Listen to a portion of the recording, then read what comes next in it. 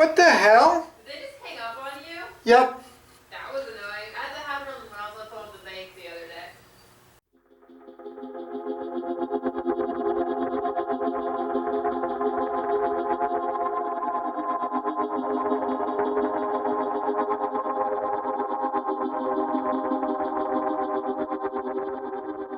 Welcome back, everybody. In the last video, we left off with pouring the resin into the molds and getting those ready for demolding.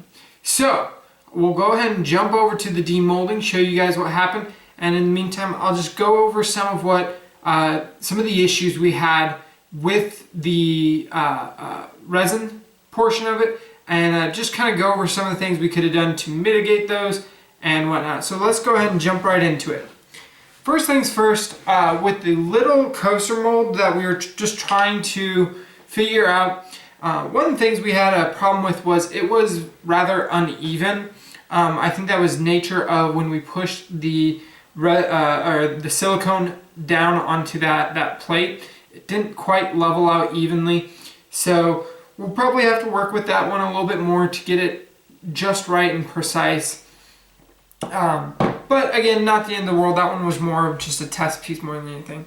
But on to the important one, the rod, the resin rod that we poured for our ring blanks. We ran into quite a few interesting issues with this one. First and foremost, because of the amount of resin that was in there and the density of that resin, it catalyzed very, very quickly.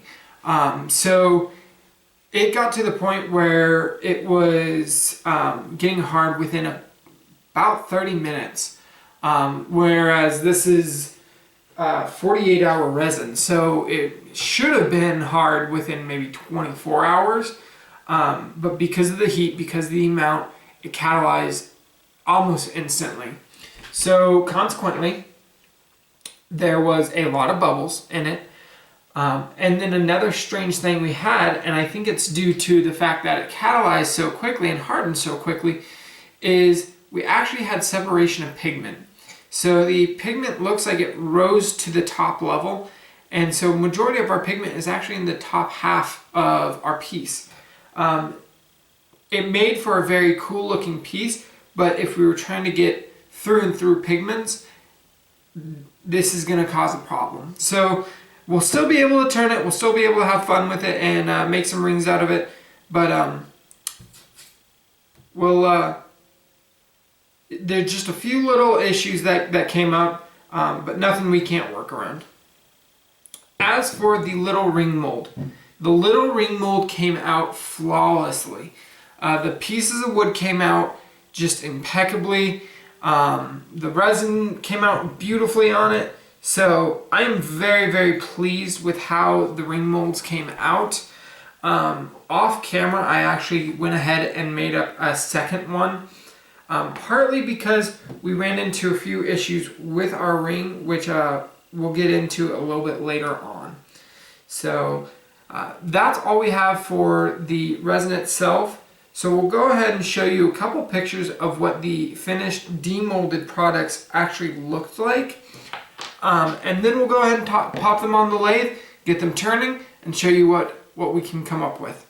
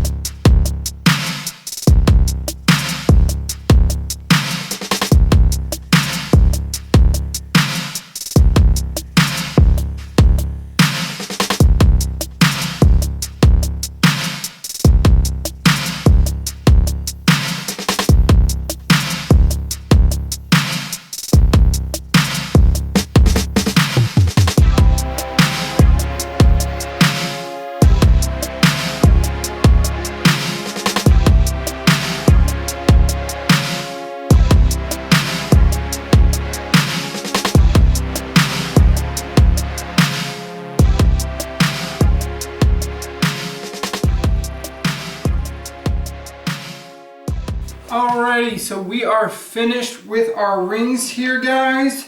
Well, close to finished. We've got them all cut out and shaped. The only thing we have to do now is put the final finishing touch on them to make them nice and shiny. So there's two ways we can do this. The first way, and what I would do, is I would just polish them up using some high grit sandpaper and some polishing compound. But the problem we're running into with these is as the resin heats up, it's actually becoming incredibly flexible and incredibly weak, and it's actually breaking on us. So I think what we're going to do to prevent that from happening is we're actually going to do a second layer of resin on top of these. So we're going to get a little piece of wire probably to hang them and just create a very small point of contact, and then we'll just paint them in resin, hang them up, and we'll let them dry from there and see what we got. So I'll show you real quick before we go ahead and do that what we got here, and then we'll jump into that.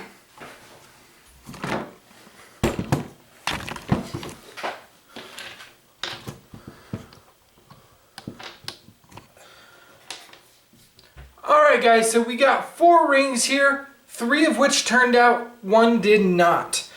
So we might try and fix this one, but I've tried a couple times now, and every time it just keeps breaking. And I think that is partly due to the wood that we used. But you can see a little crack has developed, and it's actually cracked in 3 different places here. And we've tried to fix it several times, and it just keeps breaking. So I think this wood is just way too soft to use, which is a bummer because I think this one would have been a really cool ring. But I don't know if you guys will be able to see this. I'll probably toss up a picture here of it. But there is some cracking on the resin that ended up happening here, and that was because it got too hot and it ended up cracking the resin. So this one is a little shot, but the other 3 actually came out quite well. So here is just our plain resin ring. So we'll finish this one up, and I think this one will turn out really nicely. It is a little small, so you need very small fingers for this one. However, it did come out quite nicely. And then we have our 2 larger wooden and resin rings. I'm really excited for these ones, guys.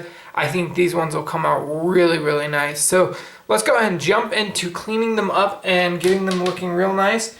And I'll show you the final product once we're all done with that.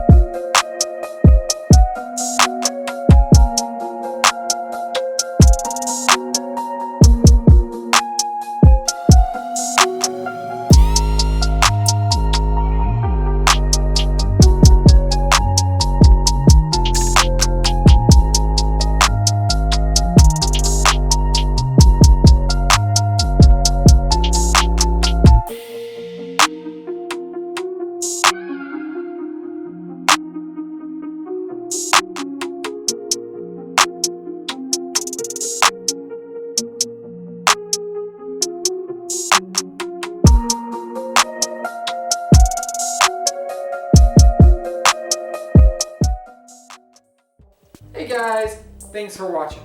If you want to see more, you can click right here to see my latest video. Or you can click right down here to see what YouTube thinks you should be watching next. And if you click right here, guys, that'll take you right to my channel where you can subscribe and hit the notification bell to stay up to date on all my videos.